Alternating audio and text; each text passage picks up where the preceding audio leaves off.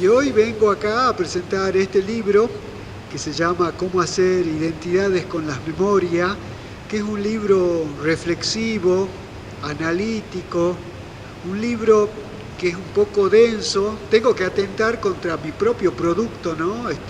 Hacer esta advertencia, que así como hay comidas que son para disfrutar, que uno se puede tomar su tiempo, deglutirla bien, hay otras comidas que no nos gustan mucho, pero nos hacen bien y hay que tragarlas rápido. Y hay otras comidas que nos lleva más tiempo digerirlas, ¿no? Bueno, este libro, haciendo esa comparación, es un libro que nos obliga a una lectura que tiene que ser más lenta, más densa. No es un libro de lectura fácil. Yo ya había hecho un libro sobre la dictadura que se llama Comida lo llevaron, que es un libro para leer rápidamente. Varios amigos míos lo leían en una noche, ¿no? Que tiene otro formato que permite esa cuestión. Este libro, al revés de aquel, trata de reflexionar, de que pensemos por qué sucedió lo que no debía haber sucedido. Y también que pensemos cómo las madres, las mujeres de Jujuy empezaron a cambiar sus identidades, ¿no? Esto de identidades tiene que ver con que ellas al comienzo tenían una identidad. Ellas al comienzo de la dictadura podíamos decir que eran muchas amas de casa, otras eran comerciantes, profesionales tal vez, ¿no? Y cuando les agarró la dictadura, tuvieron que empezar a reconocerse. Bueno, en este libro yo trato de analizar cómo fue el impacto del golpe militar en la vida de estas mujeres, ¿no? ¿Cómo recuerdan ellas? Y lo primero que a mí me llamó la atención, cuando ellas se referían al golpe, se referían a algo que era de terror. Una cosa de terror, decían. No podían definir en qué consistía esas cosas de terror. Y cuando hablaban de sus compañeros, de sus familiares que eran secuestrados, decía, ellos se los llevaban, ¿no? Y en ese ellos todavía no se podía precisar concretamente quién eran, quiénes encarnaban ese ellos. Bueno, por acá cerca la explicación era que era el familiar se llevaba a esas personas, ¿no? Pero todas coincidían que eran de terror y pocas mujeres se acordaban qué pasó aquel 24 de marzo. Yo, en este libro lo digo, por mi parte, me acuerdo concretamente qué pasó el 24 de marzo, porque mi papá era un militante peronista. Y ese día me acuerdo que se levantó con un humor pésimo. Él ya a las mañanas, algo que hemos heredado los varones de esta familia, me parece, es tener un mal humor hasta que desayunamos, ¿no? Y después parece que nos apaciguamos, que podemos hablar que somos seres tratables, los Castro, ¿no? Me estoy refiriendo. Entonces él me acuerdo que me dijo, acompáñame, vamos a comprar pan. Y cuando vamos al almacén del barrio, la señora que atendía, le dije, y don Castro, ¿qué le parece? Ahora vamos a estar mejor, ¿no? Y en realidad se le estaba burlando. Y yo me acuerdo que yo tenía, creo que 13 años, me agarró y me dijo, vamos a comprar pan a otro almacén. No me explicó más nada. No me tenía que explicar más nada y yo entendía que algo también estaba pasando, ¿no? Entonces, cuando vuelvo a la historia de estas mujeres, cuando estoy pensando en ese algo de terror, cuando ellas empiezan a reconocerse primeramente porque se juntaban buscaban ayuda, una cierta complicidad en la búsqueda con los propios familiares, porque no podían salir a decir a nadie más porque era peligroso, que también había mujeres que espiaban. Entonces, y frente a ese terror que no se sabía dónde los llevaban, quiénes eran ellos, lo que hacían las mujeres al comienzo, y algunos hombres, era juntarse en algo que yo denomino un nosotros muy cerrado, ¿no? Vos, yo, nosotros, pero acotado al núcleo familiar. Y empezaron a recorrer comisarías, hospitales, regimientos. Algunas se fueron a Buenos Aires, al Ministerio del Interior, a la sede de la Cruz Roja, a distintos lugares. Y en ese deambular empezaron a reconocerse. En eso que sería la deriva del familiar que busca a su ser querido desaparecido, empezaron a reconocerse. Y tímidamente empezaron a preguntarse, ¿por qué esta timidez? Porque en aquel momento las palabras se habían vuelto inseguras. Las palabras eran peligrosas. Fíjense ustedes que se decía, por algo será que se lo llevaron. En algo habrán dado, algo habrá hecho. Entonces las palabras en sí mismas eran peligrosas. Y de ahí el valor de estas mujeres en reconocer a la otra como un par. Alguien tímidamente le decía a la otra, ¿y vos a quién tenés desaparecido? Y la otra se animaba a decirle algo. Y a las que no se animaban a hablar, la veían salir del cuartel con la cara triste, o no tan triste porque había podido hablar con alguien por lo menos, ¿no? Ahí empezaron a reconocerse y empezaron a hacer de ese nosotros que era familiar, que eran poquitas, ya empezaron a ser pocas, ya empezaron a reunirse cada vez más.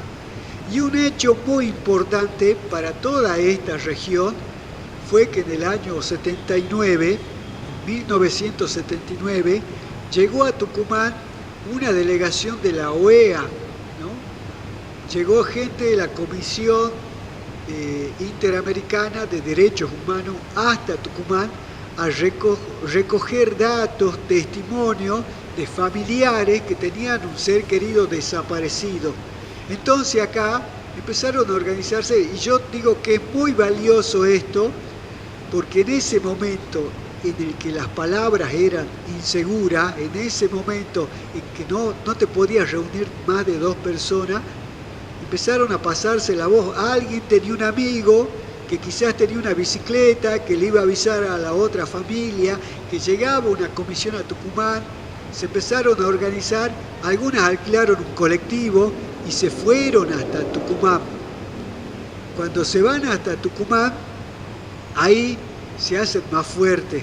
Y yo no me olvido una frase que dice Enriqueta Narváez, que nosotros la conocemos como Queta, que la ve a la mamá del Negro Arroyo en la terminal de ómnibus. Ellas habían llegado con otra madre, ¿no? Y la ve a la mamá del Negro Arroyo que estaba en la terminal de ómnibus de Tucumán, tipo 4, 5 de la mañana, acurrucada, sola, y Enriqueta le dice a la que iba con ella, le hablemos a aquella señora, parece que tiene cara de madre de desaparecido, ¿no? Y cuando me dice eso yo digo, ¿cómo es tener cara de madre de desaparecido? Entonces uno tiene que imaginarse el contexto de la situación.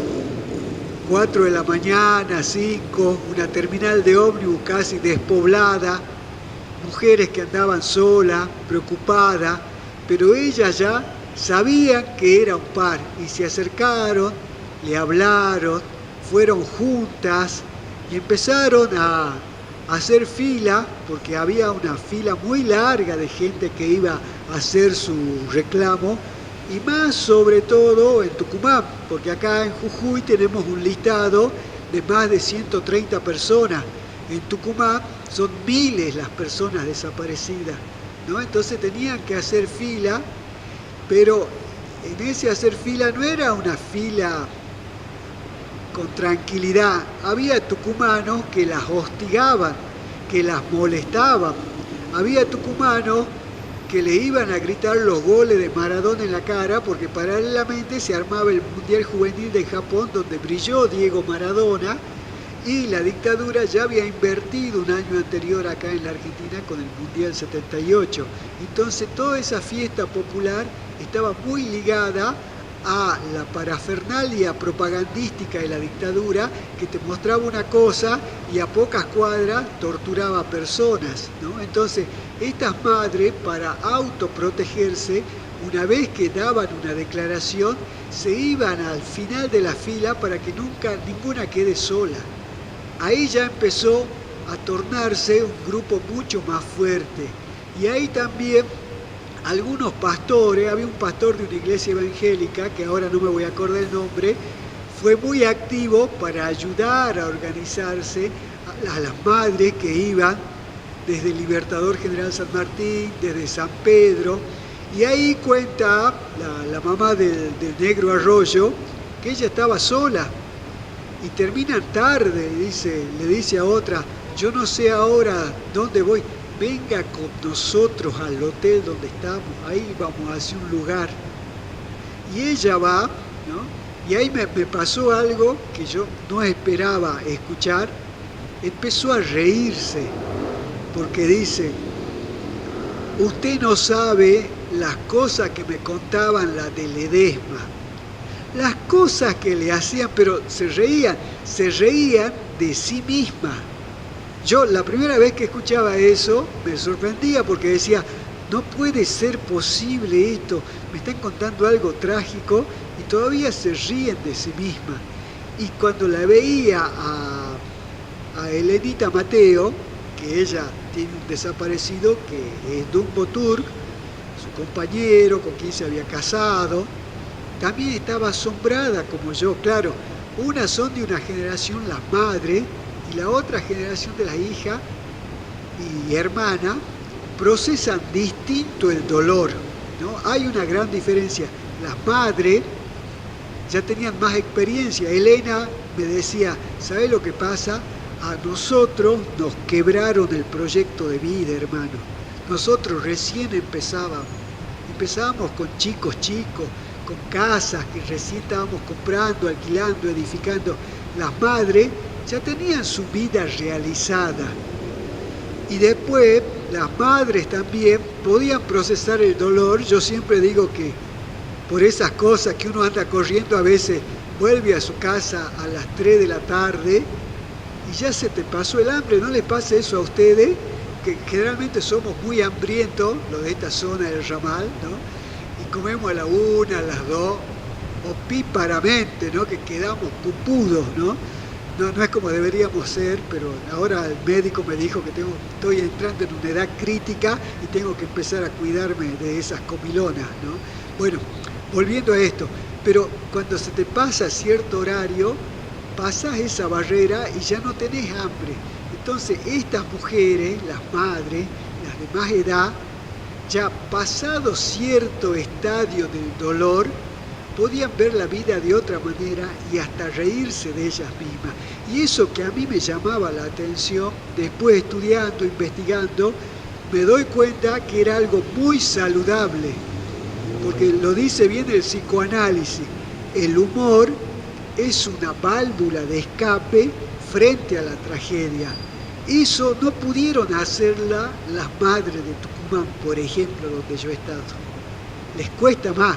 Claro, porque ahí las agarró Bussi, hizo pelota a Tucumán Bussi, en dictadura, y cuando se estaban recomponiendo, la volvió a agarrar Bussi, en democracia, fíjense ustedes, ¿no? Eso fue un dolor muy grande.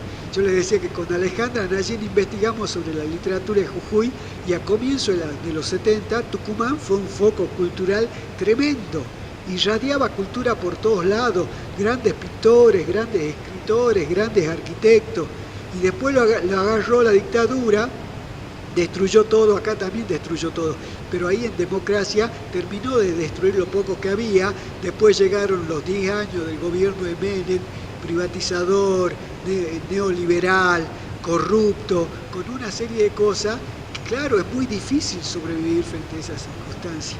Acá en Jujuy, sin embargo, estas madres nos mostraban con ese gesto de vitalidad, de reírse de sí misma, que estaban vivas y que podían procesar eso. Y por otro lado, también nos demostraba que eran muy valientes al reunirse, al juntarse. Cuando empezamos a trabajar, entre ellas no conocían la historia de la otra. Entonces nosotros empezamos a trabajar en la casa de la familia Fidalgo, de Nélida y de Andrés Fidalgo, los queridos viejitos Fidalgo, que todo el mundo los respetaba. Entonces nos reuníamos ahí y ahí empezamos a hablar, y después también, más tarde, yo me di cuenta que los psicólogos alemanes tienen un concepto que se llama resiliencia, que está tomado de la física, que dice que cuando a un material se lo somete a una fuerza fuerte, a una torsión, se lo dobla, pero el material tiende a volver a su estado de inercia, al estado inicial. Y ellos, que han trabajado sobre todo con chicos muy maltratados en los campos de concentración nazi, que vivían en la calle, han podido recuperar sus identidades, rehacer su vida y después ser felices. Bueno, ese trabajo es importante solo si se lo hace en grupo. Ese es otro acierto del movimiento de derechos humanos de Jujuy, que siempre fue inclusivo, que para formar parte, la única condición era tener un familiar detenido o desaparecido. No importa si era peronista, no importa si era montonero, no importa si era del ERP, no importa si era de la FARC, era otra la discusión. Entonces estos familiares trabajaron en un movimiento, en un nosotros que se fue ampliando cada vez más y evolucionando. Al comienzo ellos decían que todos sus familiares eran todos inocentes. Así como la película de La Noche de los Lápices, que solamente pedían el boleto. Bueno, después no solamente pedían el boleto, tenían otra militancia también. Después empezaron a reconocer con mucha valentía que varios de sus desaparecidos habían militado en una organización armada. Los primeros que hicieron ese reconocimiento público, ¿no?, fueron los Fidalgos. Cuando ellos expresaron en el 2002, en el libro que hicimos de Alcira Fidalgo, que ella había militado en Montoneros y que había estado casada con Tucho Valenzuela, que era un comandante montonero. Todavía en el año 2002, si vos decías que tu familiar había militado en una organización armada, era muy mal visto por la sociedad. Y ahí en algún momento se dijo, ¿qué hacemos? ¿Decimos esto? Y ahí tuvimos una discusión interna y nos dijimos, si estos compañeros, ¿no?, si Alcira, si Dumbo Turk, si otros compañeros se jugaron la vida por un ideal, equivocado o no, es otra discusión, dieron su vida por lo que ellos creían, nosotros tenemos que reconocerle su identidad militante, porque ellos pusieron el cuero, ellos se jugaron todo. Entonces, muchos de esos compañeros, que no sabemos dónde están sus restos, han sido chupados por la dictadura, sus identidades militantes también, a veces por las propias organizaciones armadas, fueron tapadas. Entonces nos pareció saludable decir quién militó en alguna agrupación, porque tener esa militancia significa también tener una pertenencia, ¿no? Después la historia juzgará hasta dónde llegaron, qué hicieron bien, qué hicieron mal, porque también eran seres humanos.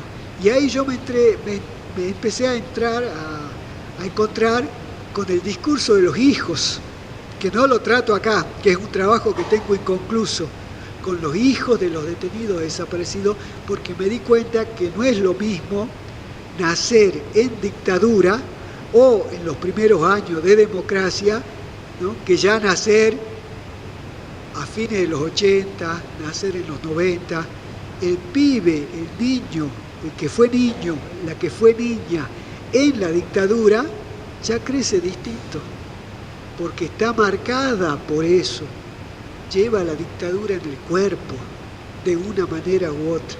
Y esa frase, algo así me dijo mi amigo Ernesto Aguirre. Me emociono porque hace poco se nos fue. El Ernesto Aguirre, en un momento, en una entrevista larga que yo le hago en el año 88, me dice, mirá, dice, yo creo que nadie puede negar que ha sido influenciado por estos años de dictadura militar. Así no nos hayan picaneado, así no nos hayan torturado, así no nos hayan secuestrado, todos de una manera u otra hemos sido influenciados por esa dictadura. Eso me dijo él cuando tendría 33 años y yo tendría 24 años. Yo a Ernesto en ese momento lo odié con toda mi alma porque yo decía, yo no tengo nada que ver con la dictadura. Yo nada, no me pasó nada, no quiero saber nada, ¿no? Pero son esas frases que son frases semilla, ¿no? Bueno, él tiene un poema sobre la semilla, ¿no? Que no vamos a hablar ahora, pero son frases semilla que se te meten en un subsuelo de la mente y en algún momento vos conocés otras cosas y esa frase semilla te aflora en el pensamiento y te ves empujado a hacer una investigación como yo me vi empujado, que yo nunca había pensado que iba a dedicarle tantos años de mi vida a investigar sobre la dictadura, pero frases semilla como la que produce Ernesto, frases como la Queta que dice tiene cara de madre de desaparecido, poemas como lo de Estela Mamaní, trabajos como lo de Tizón, trabajos como lo de Fidalgo, poemas como lo de Alcira Fidalgo, maneras de relatar de estos familiares, van constituyendo una trama narrativa. Y acá también a mí me sirvió mucho ensayistas americanos que hablan de que la narración no es solamente un género literario como nos enseñan las profesoras de lengua, poesía, drama, teatro, no, la narración es una forma de conocimiento, que dicen también. Es una forma de conocimiento porque ahí nosotros podemos contar de dónde venimos, qué es lo que pretendemos hacer y hacia dónde vamos. Bueno, eso hicieron estas mujeres. Empezaron a contar cómo era su vida antes del golpe, cómo fue la vida a partir de la dictadura y cómo ellas tuvieron que empezar a reconocerse entre sí para hacer un núcleo fuerte, madres y familiares que fue creciendo. Y después empezó, hasta donde yo hago esta investigación, con dos grupos muy delimitados y muy fuertes. Madres de detenidos desaparecidos del Libertador General San Martín y madres y familiares de detenidos desaparecidos de San Salvador de Jujuy. Una liderado por Olga Márquez de Arede y allá por los Fidalgo. Una con un liderazgo mucho más visible, ¿no? Con más capital cultural, colocando la marcha del apagón en el calendario de los organismos de derechos humanos, trayendo gente muy importante, teniendo espacios en diarios como Página 12, pero también en determinados momentos, ¿saben qué? Tapando otras memorias, tapando memorias de Calilegua, tapando memorias de San Pedro, porque ahí yo entro a darme cuenta que no es memoria contra olvido, sino que es memoria contra memorias, y que no hay una memoria única como no hay una historia única, y que tenemos que empezar a construir nuestras memorias locales, y que a veces esas memorias locales chocan con aquellas que son memorias centrales en determinado momento. Así hay una discusión que tiene Eulogia Cordero de Garnica, que nosotros le decimos Rita, con Olga Márquez, porque cuando están hablando del apagón, Olga le dice, no, el apagón fue el 20. No, también fue el 27, le dice la Rita. No, pero en el Nunca Más dice que fue el 20, y vos a partir de ese libro que es importante, tenés que decir que fue el 20. Minga, le dice, porque yo me acuerdo que el 27 jugaba Boca por la Copa Libertadores de América, y yo estaba viendo el partido y lo estaban goleando 4-0. Entonces yo me acuerdo que fue el 27. Después, las teorías de las memorias nos van a decir que las memorias también, si bien son fluctuantes, son incompletas, también poseen invariantes de la memoria, que es donde uno puede asentar todas estas memorias y estas narraciones, que están dadas por personajes, por fechas y por lugares. Cuando Rita se acuerda que su equipo favorito, Boca Juniors, que ahora está en otra instancia de la Copa Libertadores, casualmente, ¿no?, eliminado y por una goleada humillante, no se puede olvidar de eso. Entonces también fue el 27 de julio. Entonces vamos a ver que hay memorias locales y hay memorias centrales, memorias marginales y memorias que en determinados momentos se vuelven oficiales. Entonces acá se complejiza más la historia de los organismos de derechos humanos, porque a partir del año 2004, cuando Néstor Kirchner dice: vengo a pedir perdón en nombre del Estado argentino por tantos años de silencio, y empieza con políticas activas de derechos humanos, los integrantes, ¿no?, que venían peleándola sueltos, bancándose de su propio bolsillo, haciendo solidaridad, de pronto reciben ayudas nacionales. Y algunos se posicionan fuertemente en apoyo al gobierno de Néstor y después de Cristina, y otros tienen una mirada mucho más distante. Y acá en Jujuy también, muchos integrantes de organismos de derechos humanos también tienen una fluctuación, porque se muere Olga Márquez de Arede y queda ese espacio vacío.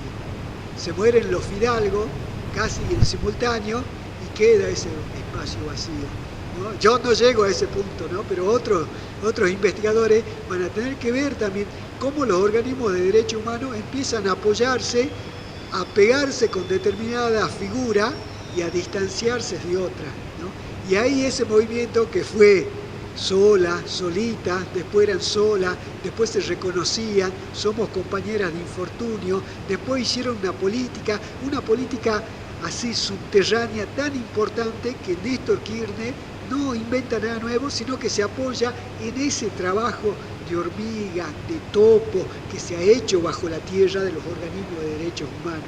Y después queda totalmente reconfigurado, ¿no? Todavía falta ver cómo va a seguir esa formación, ¿no? Pero para mí ya eso es importante.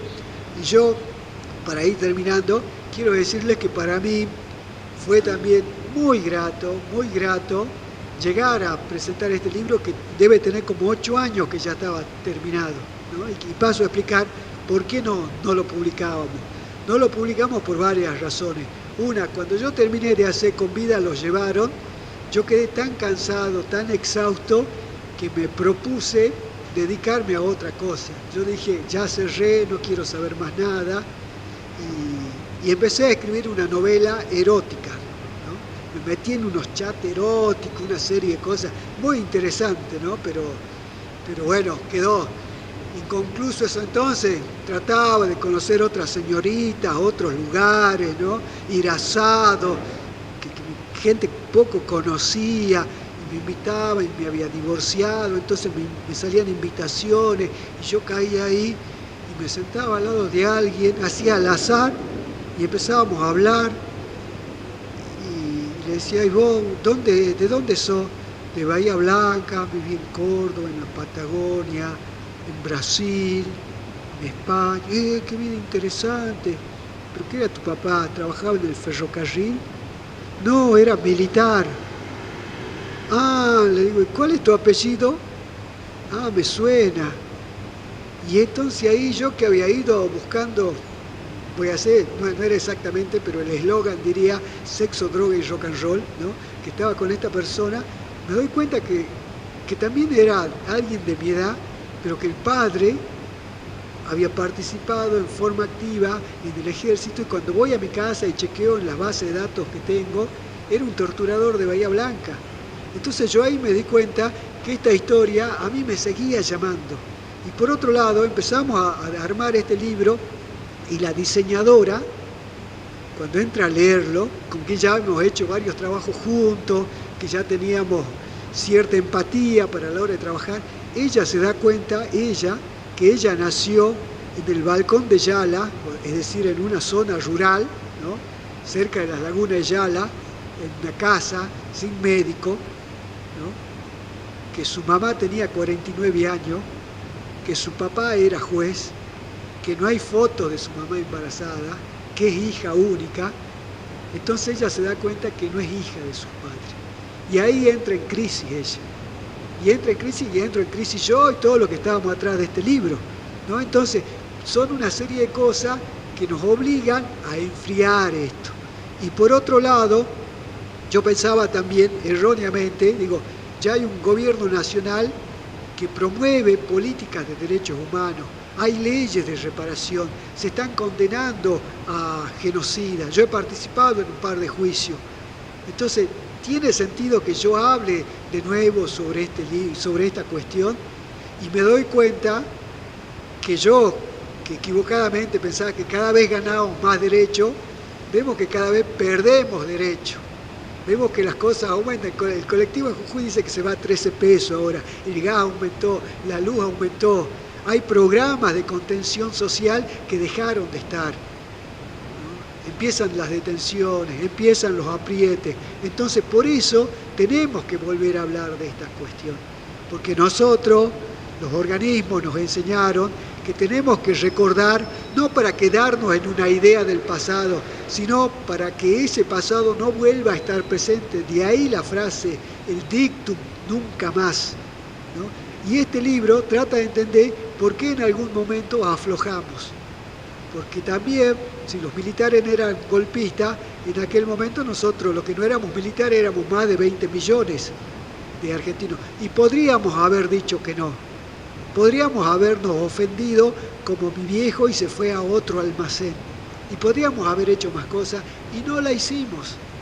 Y después, cuando uno piensa en los pibes, en los jóvenes, en otros, ¿no?, en esos que hablábamos que nacieron en dictadura, y que cuando empiezan a la adolescencia les agarra el menemismo, les agarra los 90, también los vuelve individualistas y tratando de que lo único que reine sea el sálvase quien pueda. Tenemos que volver a reconfigurar nuestras identidades y reconocernos, y cada vez ser más amplios, y cada vez ser más tolerantes en el sentido de incluir a nuevos actores. Ahora los organismos de derechos humanos no se nutren exclusivamente de familiares de detenidos desaparecidos, sino que hay otros actores. Hay gente que hace video, hay gente que pinta, hay gente que hace teatro, y eso produce cada vez más un contenido que es un contenido que tiene que ver con este tipo de narración, un contenido narrativo que conmueve, que emociona. Si nosotros le enseñamos en la escuela a los chicos la Declaración Universal de los Derechos Humanos, no conmovemos a nadie. Tenemos que enseñar eso, y tenemos que contar la historia de Rita, ¿no? Y tenemos que contar la historia de las presas políticas de San Pedro, y que están vivas todavía, y aprovechar ese testimonio y armar ese testimonio de Gladys, de todas las que han sido presas y tienen mucho para decir, y están enteras además. Yo he hablado con varias de ellas y están enteras, ¿no?, porque no han sido quebradas. Entonces, esa tarea es una tarea inconclusa. Y bueno, y para concluir, justamente yo quiero decirle que estoy muy contento porque le llegué a alcanzar este libro a Ernesto para que lo vea, para que vea que esa frase que él me dijo cuando yo tenía 24, 25 años, ahora que tengo 53, ha germinado. Y yo estoy seguro que el pensamiento de Ernesto, esa frase semilla que él tiraba, también va a germinar en otras cosas. Lo único que hay que hacer es empezar a leer y hacer circular esas ideas. Eso, nada más. Muchas gracias.